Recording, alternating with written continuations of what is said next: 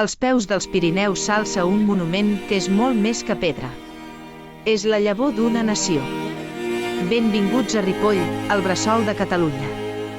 Fundat l'any 880 pel comte Guifré el Pilós, amb l'objectiu de repoblar la vall, la seva història està íntimament lligada al naixement del nostre país. Però no va ser fins segles després, sota la guia de l'abat Oliba, que Santa Maria de Ripoll va assolir la seva màxima esplendor.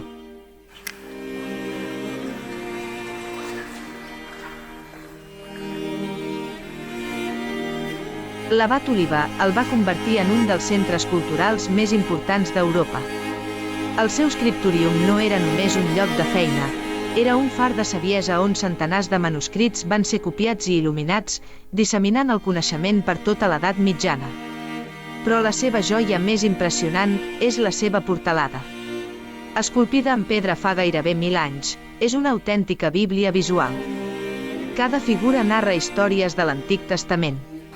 Un catecisme per al pelegrí medieval.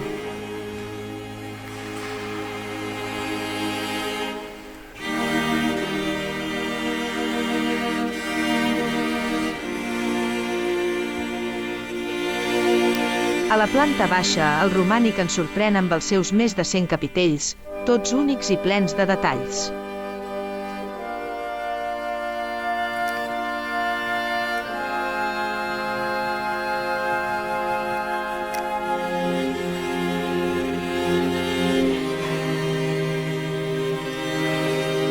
A sobre, la galeria gòtica.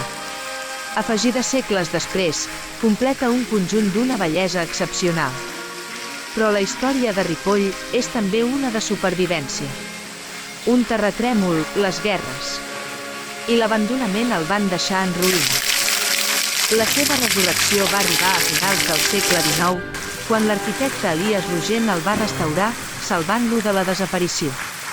Avui, Santa Maria de Ripoll no és només un monument. És el testimoni viu dels nostres orígens, un llegat de fe, art i història que continua bategant amb força. És el cor de Catalunya.